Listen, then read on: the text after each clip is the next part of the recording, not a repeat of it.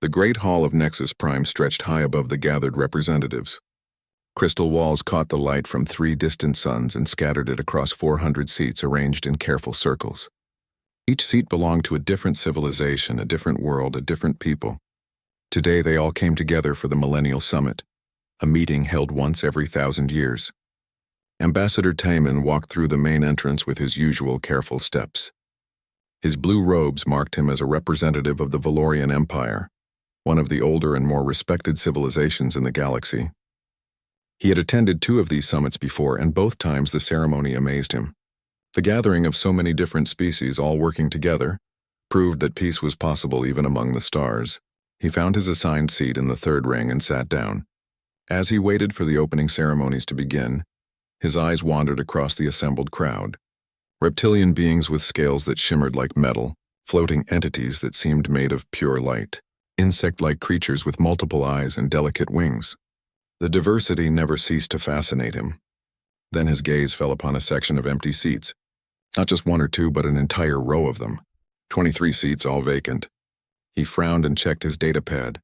Those seats belonged to humanity, the species from Earth and its colonies.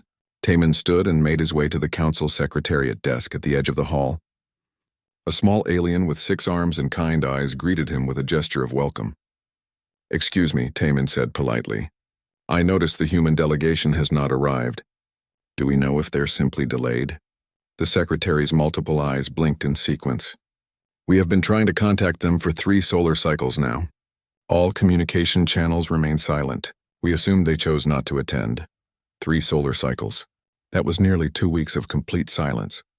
Taemin felt a strange unease settle in his chest. Humans were many things, but they were never careless about communication. In the 200 years since their admission to the council, they had always responded promptly to messages. "Have we sent anyone to check on them?" Taemin asked. The secretary made a gesture that might have been a shrug. Council leader Vextar decided it was not necessary. The humans are known to be unpredictable. Taemin thanked the secretary and returned to his seat, but the unease did not leave him. Something felt wrong. The opening ceremony began with the traditional lighting of the Unity Flame. Council leader Vextar stood at the center podium, his massive reptilian form casting long shadows across the floor. His voice rumbled through the hall like distant thunder.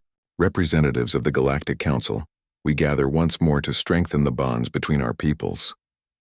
Today we discuss matters of trade, territory, and the continued peace that has blessed our galaxy for 3 millennia."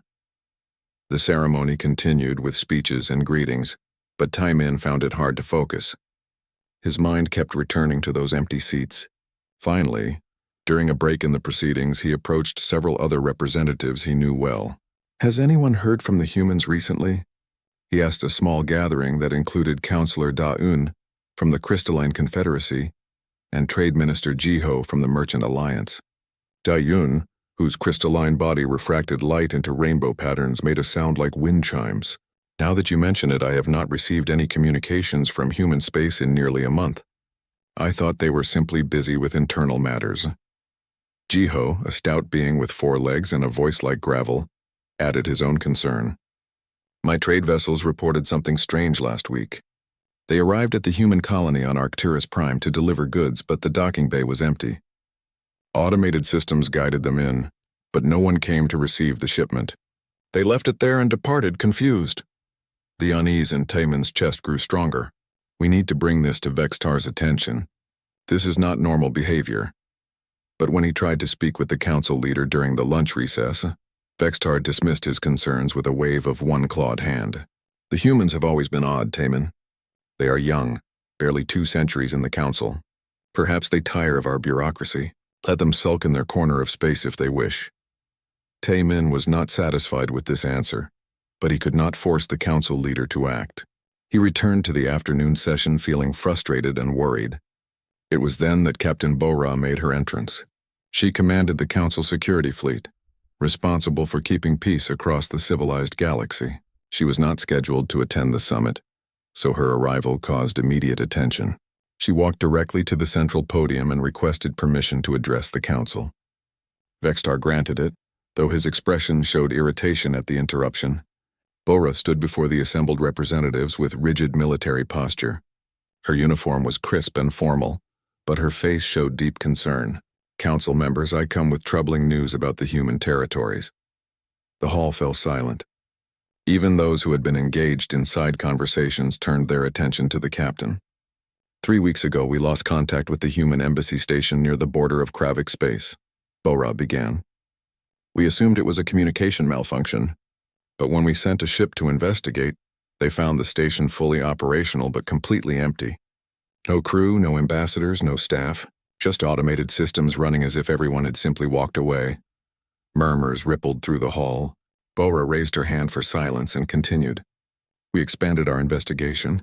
Over the past 2 weeks, my fleet has visited 17 human colonies, 4 major space stations, and 2 industrial complexes. Every single location showed the same pattern. Fully functional facilities with no occupants, no distress signals, no signs of violence or struggle, no bodies. The humans are simply gone." The murmurs became shouts. Representatives stood from their seats demanding answers. Vextar struck his staff against the floor 3 times, calling for order. Military advisor Hyunwoo from the Kravik Dominion stood and addressed Bora directly. Could this be an invasion? Perhaps a hostile force captured them? Bora shook her head. "There is no evidence of any hostile action. Moreover, we discovered something else. Before vanishing, humanity withdrew every credit from the Galactic Banking Consortium. They recalled every single diplomatic envoy from foreign posts. They terminated all active trade agreements, paying out cancellation fees in full.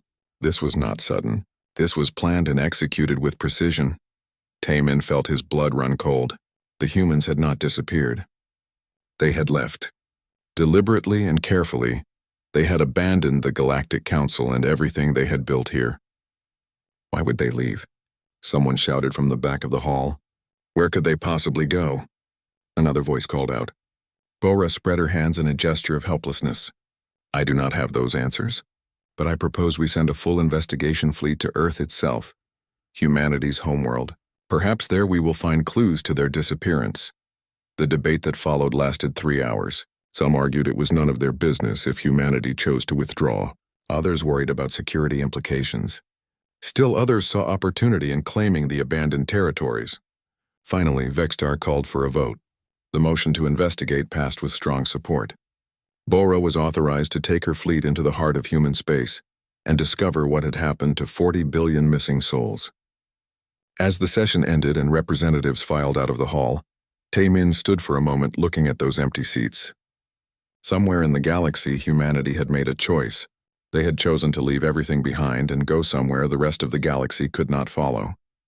The question that haunted him and would haunt many others in the days to come was simple but profound. Why? Part 2. The Ghost Systems. The journey to the Sol system took 2 weeks at maximum faster-than-light speed. Captain Bora spent most of that time reviewing everything the Council knew about humanity. It was surprisingly little for a species that had been members for 2 centuries. Humans were adaptable and creative. They learned quickly and made friends easily with most species. They had a strange sense of humor that not everyone understood. They loved stories and art. They asked endless questions about everything. Beyond these basic observations, the official records contained mostly trade data and diplomatic summaries.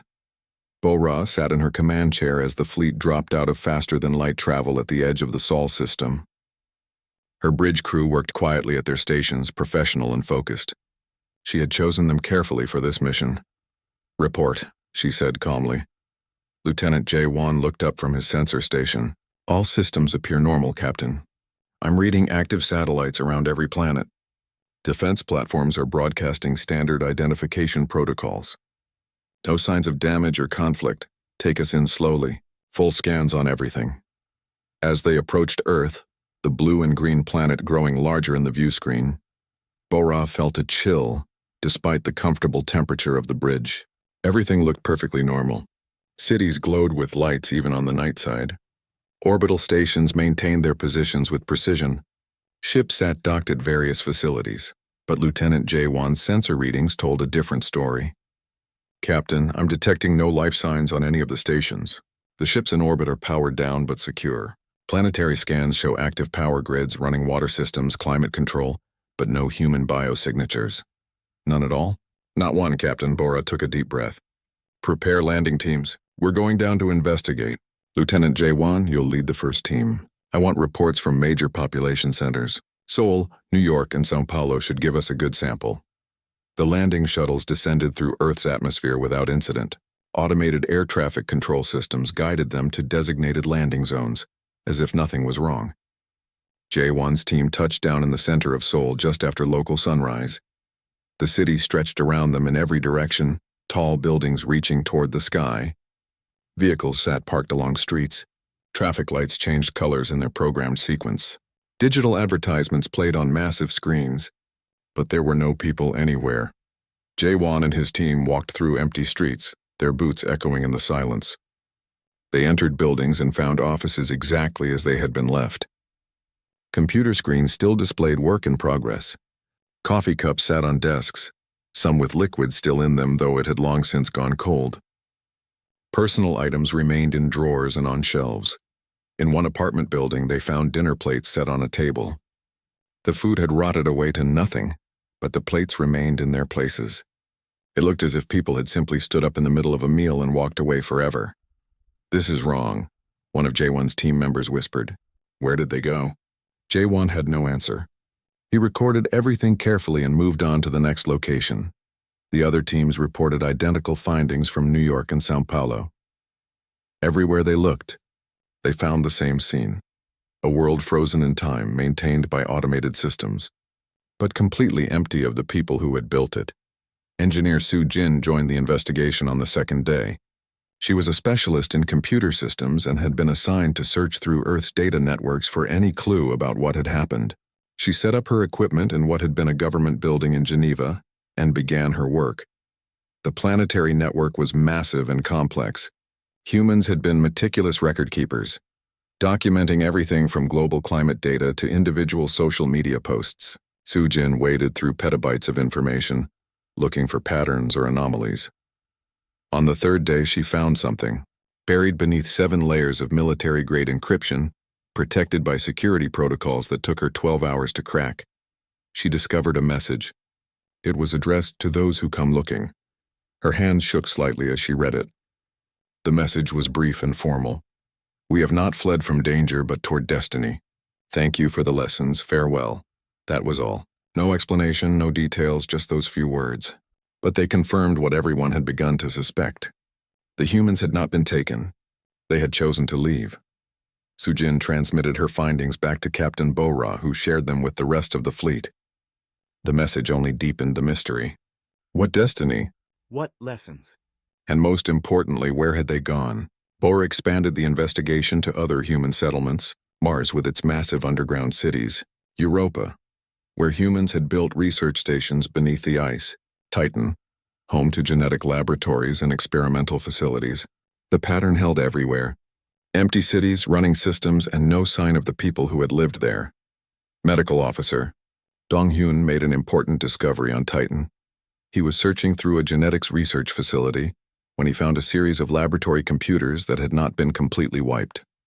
The files were heavily corrupted, but he managed to recover fragments of research logs. The project name appeared again and again. Project Transcendence. Dong-hyun spent hours piecing together the fragments. What emerged was incomplete but troubling. The humans had been working on something extraordinary. References to dimensional barriers appeared frequently. So did phrases like consciousness transfer and evolutionary leap.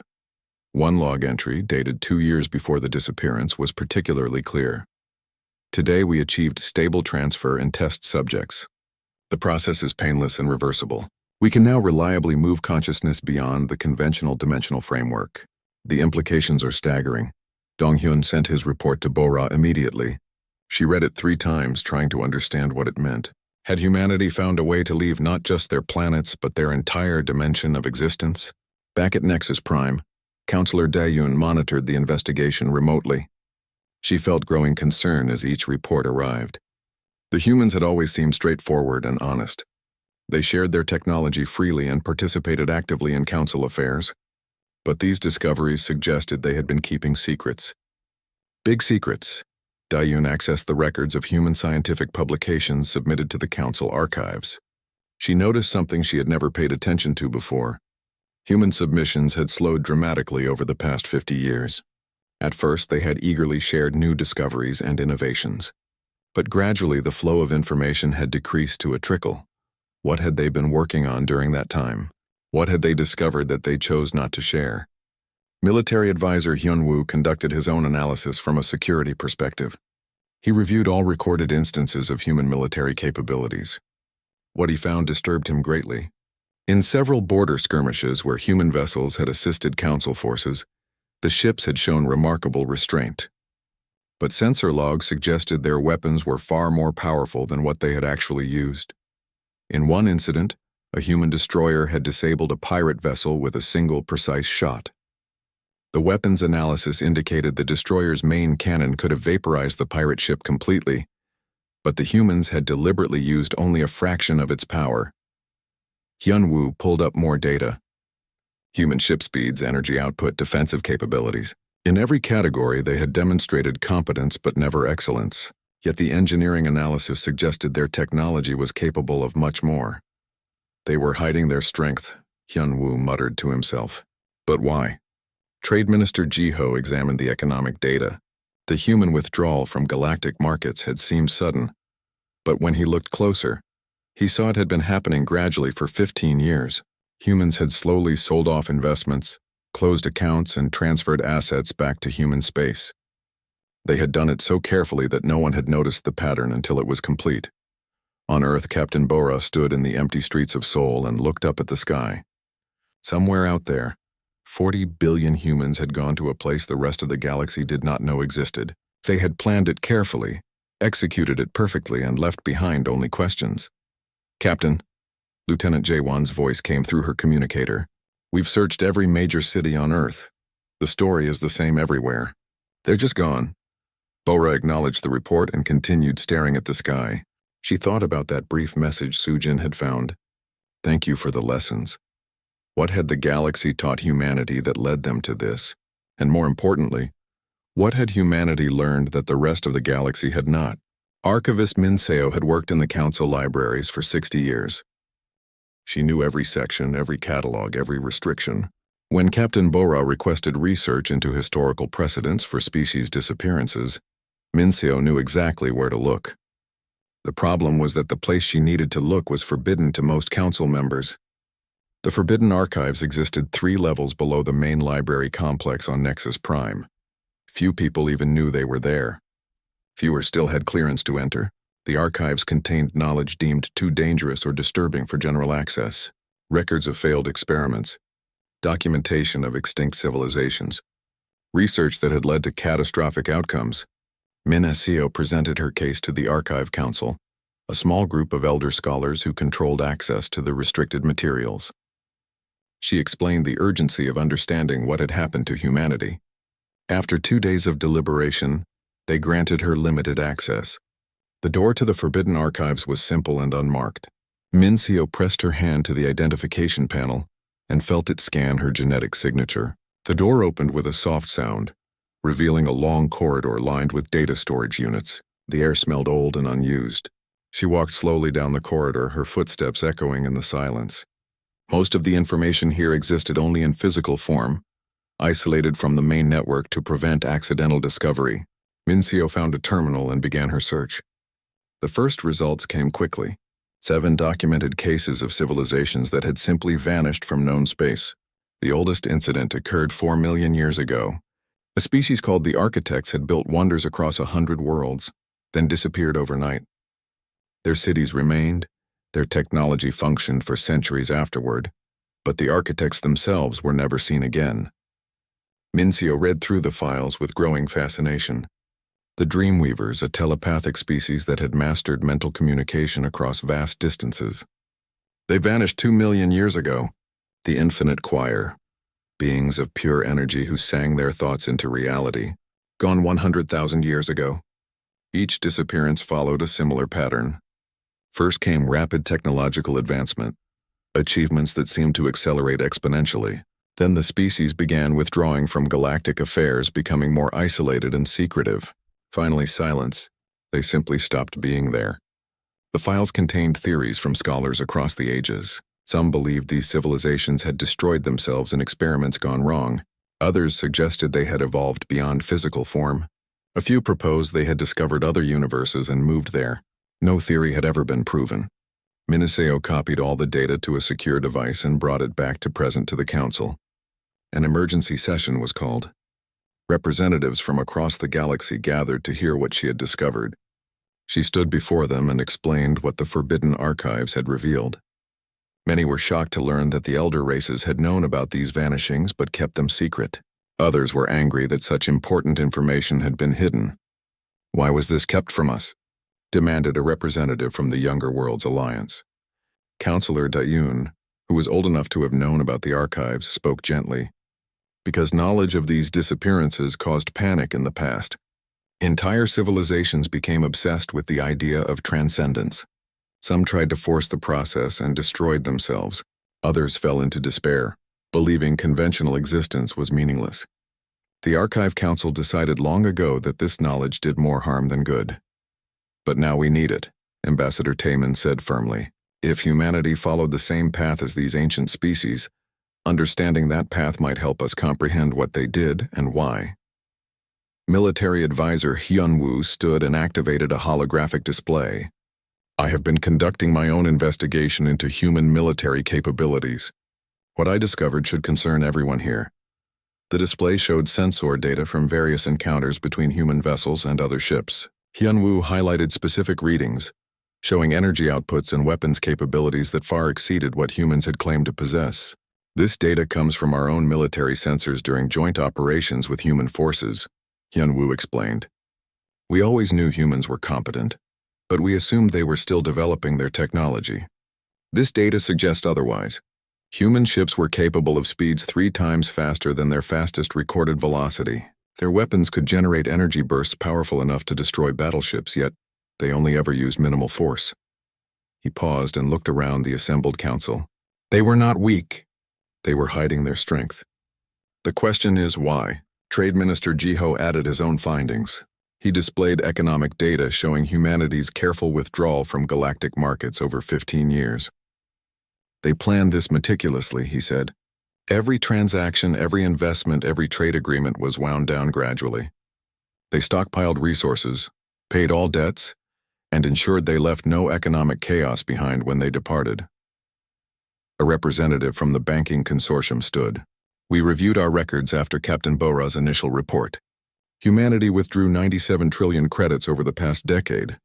At the time, we assumed they were reinvesting in internal development. Now we understand they were preparing to leave entirely." The chamber filled with troubled murmurs. The picture emerging was clear. Humanity had not stumbled into transcendence by accident. They had worked toward it deliberately for decades, perhaps centuries. And they had done so while maintaining the appearance of being junior members of the galactic community. Ambassador Taiman raised the question that everyone was thinking but afraid to voice. If they were so advanced and if they could leave, why did they stay as long as they did? What were they doing here? The chamber fell silent. It was an uncomfortable question, because the answer made many feel manipulated. Council leader Vextar ordered a comprehensive review of all human interactions with other species over the past 200 years. Teams were assembled to examine every document, every trade agreement, every diplomatic exchange, every scientific collaboration. What they found over the following weeks was both humbling and frightening. Humanity had quietly solved problems that had plagued the galaxy for millennia. A plague that had devastated the Quillari species for 500 years was cured by a human medical team who claimed they were just trying new approaches. Terraforming techniques that made previously unsuitable worlds habitable came from human research shared freely with struggling colonies. Peace agreements between species that had fought for centuries were mediated by human diplomats who somehow understood both sides perfectly. The list went on and on. Small contributions, never seeking recognition, always presented as helpful suggestions rather than superior knowledge. Humanity had been improving the galaxy while preparing to leave it behind.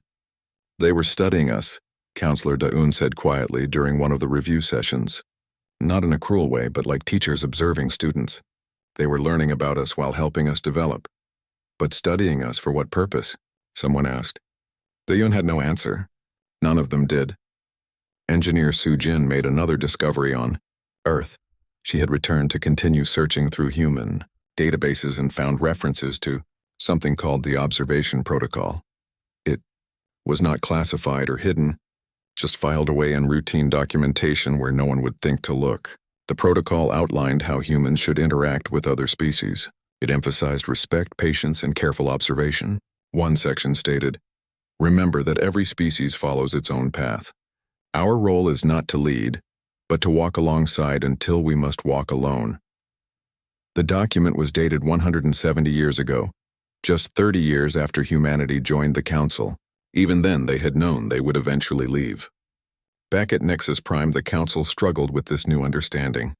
For 2 centuries, they had thought they were mentoring humanity, teaching a young species how to exist among the stars. Now they realized humanity had been the teachers all along, or at least equal partners pretending to be students. "They made fools of us," one angry representative declared.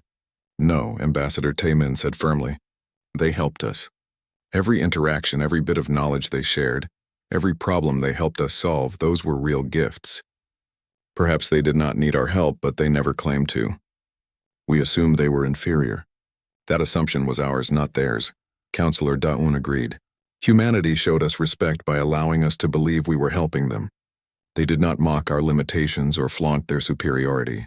They simply existed alongside us until it was time for them to move forward." The debate continued for weeks.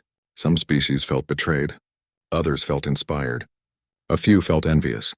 But slowly a consensus began to form. Humanity had done nothing wrong. They had been kind neighbors and helpful friends. If they had kept secrets, well, every species kept secrets. The real question facing the Council was not about humanity's past behavior, but about the galaxy's future. If humanity had found a way to transcend conventional existence, and if this was a path that other species had also followed throughout history, then what did that mean for everyone else? Were all civilizations destined to either evolve beyond physical form or remain limited forever? Was there a threshold? Engineer Su-Jin had been working on the encryption for 3 weeks straight. The message she had found buried in Earth's data networks was more complex than she first realized. What she thought was a simple farewell note was actually a container, like a box within a box within a box. Each layer required different decryption methods, some using mathematics so advanced she had to consult specialists from 5 different species. She barely slept. Her team brought her food and insisted she rest, but she could not stop. Something told her this message was important, that humanity had left something more than just a goodbye. On the 22nd day of continuous work, the final layer opened. Su-Jin stared at her screen as data flooded across it. Not just text, but diagrams, equations, blueprints, medical formulas, agricultural techniques, and more. Thousands of files, each one containing solutions to problems the Council had struggled with for generations. Her hands shook as she began to explore the contents. Here was a solution to the energy crisis facing the Quillari homeworld. There was a cure for the genetic disorder that affected 1 in 10 Valorians. Blueprints for terraforming equipment that worked 3 times faster than current technology. Mathematical proofs for physics problems that had stumped the galaxy's best scientists for centuries. "They left us everything," Su-Jin whispered to herself. "They gave us all their knowledge." But there was more. Buried in the center of all this data was a personal message. It was a video recording of a woman in a simple gray uniform. Text identified her as Director Sung-hee, humanity's last official representative to the Council. Su-Jin played the message. Sung-hee's face appeared on the screen, calm and peaceful. She looked directly at the camera as if she could see through time to whoever would eventually watch this. "To the peoples of the Galactic Council," Sung-hee began, "if you are watching this, then you have discovered our departure and found this gift we left behind. Please know that our leaving was not a rejection of you, but an acceptance of what we must become." She paused and smiled gently. "We came to the stars 200 years ago seeking peers, hoping to find others like us. What we found instead were teachers. Each species we met showed us different ways of thinking, different approaches to existence, different solutions to universal problems. You gave us knowledge, culture, and the wisdom of ages. For that we are eternally grateful." Sung-hee's expression grew more serious. "But we also discovered something we did not expect. The universe contains more dimensions than the ones we share, more possibilities than the ones you currently explore. We have found a path forward, a way to evolve beyond conventional physical existence. It is not a path we can explain easily, and it is not a path we can walk together with you, not yet."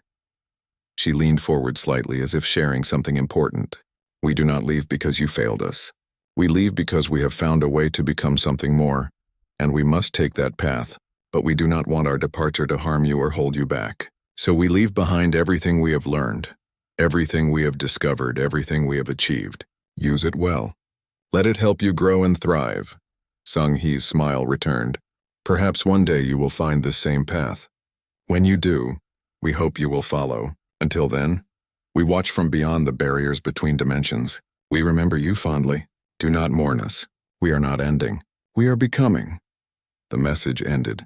Sujin sat in silence for a long moment, then immediately transmitted everything to Captain Bora and the Council. The gift humanity left behind was staggering in its scope. Scientists across the galaxy began studying the data immediately. Every discipline found treasures. Medical researchers discovered treatments for diseases they thought incurable. Engineers found designs for machines they had considered impossible. Physicists saw solutions to problems they had been working on for lifetimes. But the gift also raised troubling questions. If humanity had all this knowledge, why had they shared so little while they were still here? The answer came from Ambassador Tae-min, who understood after reading Sung Hee's message carefully. "They could not simply give us advanced technology," he explained to a gathering of diplomats. "We had to be ready for it. If they had shared all this knowledge 200 years ago, we would not have understood it. Worse, we might have misused it. They stayed long enough to learn about us, to understand what we needed and when we would be ready to receive it. Only now, at the moment of their departure, do they trust us with their full knowledge." Counselor Dayun saw deeper implications. "This data is not just a gift. It is a roadmap. If we study what humanity learned, we can follow the path they took. We can reach the same threshold they crossed." This observation divided the council sharply. Some representatives saw it as an opportunity, a chance to evolve beyond current limitations. Others viewed it as dangerous, a temptation that might lead to disaster. The Kravik Dominion, led by military advisor Hyun Woo, argued for strict control of humanity's technology. "If this knowledge allows species to transcend physical existence, then we must regulate who can access it. Otherwise, we risk entire civilizations abandoning the galaxy." Counselor Dayun strongly opposed this view. "We cannot hold people back from evolution. If humanity found a way forward, we should help others find that same way. Restricting knowledge is not protection, it is imprisonment." The debate grew heated. Trade Minister Ji-ho saw different concerns. Humanity's space lies empty. 47 star systems, hundreds of colonies, countless resources. Several aggressive species are already moving fleets toward former human territories. We need to decide who controls these areas. This sparked an entirely new argument. Some species claimed right to human space based on proximity. Others argued for shared administration. A few suggested leaving it untouched as a memorial. Ambassador Tae-min proposed a different approach. "We should protect human space, not claim it." They left everything running. Systems still defended, automated fleets still patrolling. They did not abandon these worlds. They preserved them. We should honor that preservation. To demonstrate his point, Tae-min shared reports from several attempts to colonize former human worlds. A merchant alliance fleet tried to establish a mining operation on Mars. Within days, equipment began malfunctioning in ways that seemed almost deliberate. Nothing dangerous, but every attempt to extract resources failed. The fleet eventually gave up and left. A similar pattern occurred on Europa, Titan, and 3 colony worlds. Automated systems that had functioned perfectly when empty began experiencing problems whenever outsiders tried to claim them. It was as if the machines themselves rejected new ownership. "Humanity may be gone," Tae-min said, "but they left guardians behind. Their territory is protected by something we do not fully understand." Captain Bora confirmed this observation. Her teams had investigated the automated defense systems in human space. The systems were far more sophisticated than anyone had realized. They responded to threats with precision, but also showed something like judgment. They did not attack explorers or researchers, but they prevented exploitation or conquest. Medical Officer Dong Hyun added another discovery. "I found something in the Titan laboratories. The humans left behind instructions for how to safely begin research into dimensional transcendence. The instructions include warnings about dangers and mistakes to avoid. They are teaching us even now after they have left. The Council faced an unprecedented situation. Humanity had departed, leaving behind both a tremendous gift and a complex challenge. The gift was knowledge that could advance every species by centuries. The challenge was deciding what to do with that knowledge and with the empty human territories. Councillor Dayun called for a formal vote on two proposals. First, establish a protected zone around all former human space, preventing colonization or exploitation. Second, create an institute dedicated to studying humanity's gift and eventually understanding transcendence. The debate lasted for days. Many species were reluctant to leave valuable territory unclaimed. Others worried that studying transcendence might lead to more departures, gradually emptying the galaxy. But slowly reason prevailed. Ambassador Taemin spoke eloquently about honor and respect.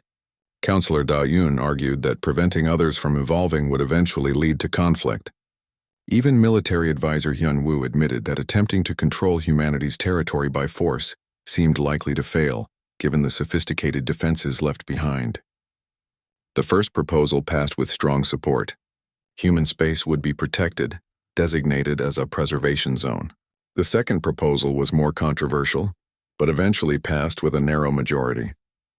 The Institute of Transcendent Studies would be established on Earth itself. Any species could send researchers to study humanity's gift, but no one would be forced or pressured to pursue transcendence. It would be a place of learning, not conversion. As these decisions were finalized, strange things began happening across former human space. Equipment that had been dormant suddenly activated. Automated systems started broadcasting unusual signals that did not match any known protocol. It was as if human territory was waking up, responding to the Council's choices. Captain Bora investigated personally. What she found would change everything once again. 3 years had passed since humanity's departure. The galaxy had changed in ways both obvious and subtle. Captain Bora, now Admiral Bora, stood on the bridge of her flagship above Earth and watched construction continue on the planet's surface.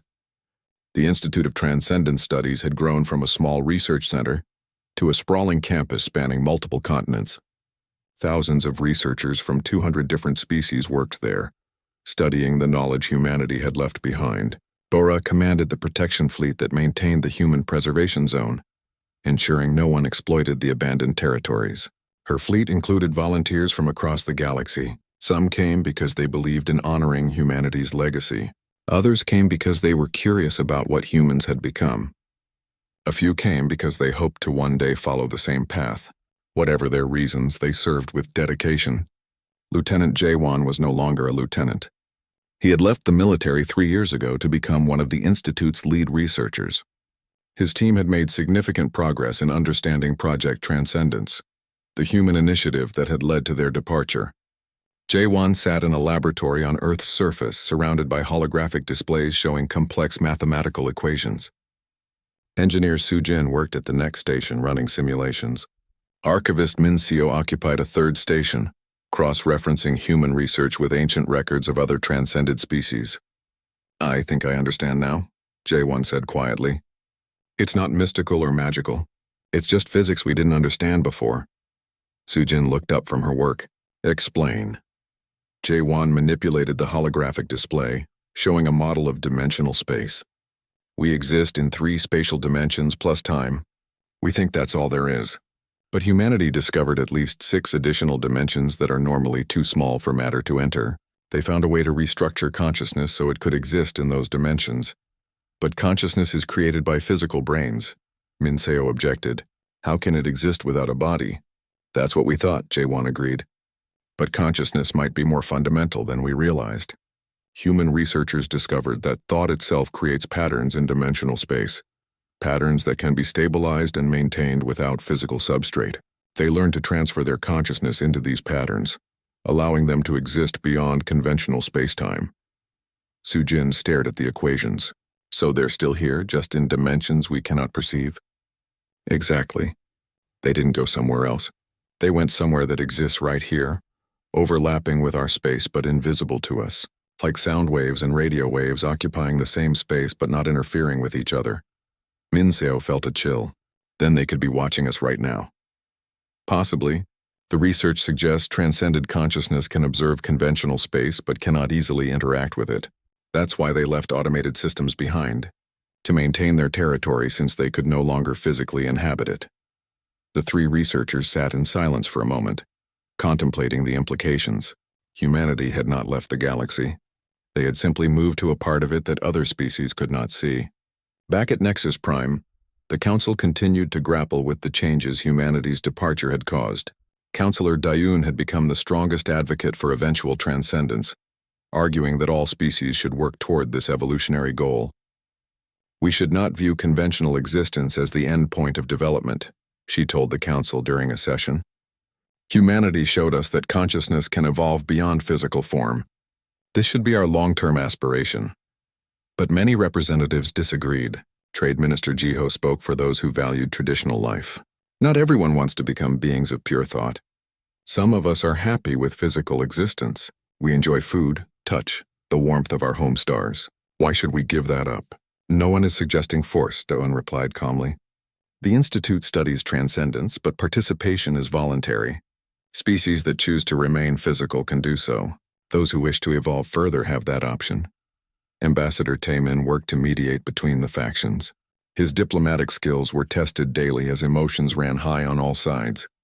Some younger civilizations embraced the idea of transcendence enthusiastically. Older species tended toward skepticism or outright rejection. The debate might have continued indefinitely if not for what happened next. Medical Officer Dong Hyun had remained on Earth, serving as the Institute's chief medical researcher. He studied human biological data, trying to understand how physical bodies could be safely converted to consciousness patterns. His work required access to the most secure human facilities. One day, while working in a laboratory beneath Geneva, Dong-hyun noticed something strange. Equipment that had been dormant for 3 years suddenly activated. Computer screens flickered to life. Lights came on in sections of the facility that had been dark since humanity's departure. He immediately called Bo-Ra. Admiral, something is happening in the Geneva facility. Systems are activating on their own. Bo-Ra sent security teams and joined them herself. When they arrived, they found the entire facility awake and active. Holographic projectors displayed complex patterns in the air. Quantum computers processed data at maximum capacity. And at the center of the main laboratory, a large display screen showed a simple message in multiple languages. "You are ready." "Ready for what?" one of the security officers whispered. The answer came moments later. The holographic projectors began displaying human figures. They looked almost like real people but shimmered with strange light, as if they existed slightly out of phase with normal reality. Their edges blurred and reformed constantly, never quite solid. Dong-hyun recognized Director Sung-hee among them. Her face was the same as in the video message, but her form was now this strange semi-corporeal state. "Hello?" Sung-hee's voice came from the speakers, warm and welcoming. "We have been waiting for this moment. You have studied our gift and made the choice to learn rather than fear. You have protected our legacy and treated our memory with respect. That shows you are ready for the next lesson." More figures appeared around the laboratory, hundreds of them, each one shimmering with that same otherworldly light. They moved through the space like echoes, present but not quite real. "What are you?" Dong-hyun asked, his voice shaking slightly. "We are memories," Sung-hee replied. "Fragments of consciousness that humanity left behind in quantum storage systems. We are not truly alive the way you understand life, and we are not the full beings that transcended. Think of us as recordings that can interact, teachers left behind to help when you were ready." "We thought you were completely gone," Bo-Ra said. "The full consciousness of humanity exists in dimensions you cannot yet perceive," Sung-hee explained. "But we knew that our departure would raise questions and challenges.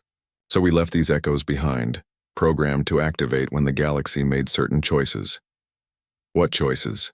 Ambassador Taemin had arrived and stood at the back of the laboratory, listening intently. "The choice to protect rather than exploit. The choice to learn rather than fear. The choice to respect our legacy rather than mock or dismiss it. You made those choices, and so we can now offer more direct help." The laboratory filled with light as more holographic systems activated. The human echoes spread throughout the room, their forms stabilizing slightly as they adjusted to being active again. "We are here to teach," Sung-hee said. Not just about transcendence, but about everything humanity learned in our time among the stars. We can answer your questions, guide your research, and help you understand the path forward. We cannot force you to transcend, and we will not try. But for those who wish to learn, we will be here. News of the awakened echoes spread across the galaxy within hours. The Institute of Transcendence Studies became the center of galactic attention. Scientists, philosophers, and curious individuals from hundreds of species requested permission to visit Earth and speak with the human echoes. Bora had to expand her fleet to manage the increased traffic. Ambassador Tae Min worked with the Institute to establish protocols for interaction with the echoes. Counselor Dayun saw her vision of gradual galactic evolution taking concrete form. But not everyone was pleased. Military advisor Hyun-woo expressed concern that the echoes might be influencing species toward transcendence. What if this is manipulation? What if humanity wants everyone to transcend so the galaxy will be empty for them to reclaim? Sung-hee addressed these concerns directly in a public transmission to the council. We gain nothing from your transcendence except satisfaction in knowing we helped you grow. The dimensions we inhabit are infinite. We need no territory, no resources, no power in conventional space. We simply want to share what we learned because it would be selfish to keep it to ourselves. Gradually, suspicions faded. The human echoes proved patient, kind, and honest. They answered questions freely and never pressured anyone toward transcendence.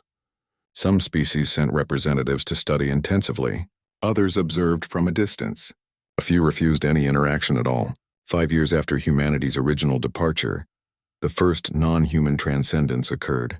A small group of researchers from the Crystalline Confederacy, who had been studying with the human echoes for 3 years, achieved successful consciousness transfer.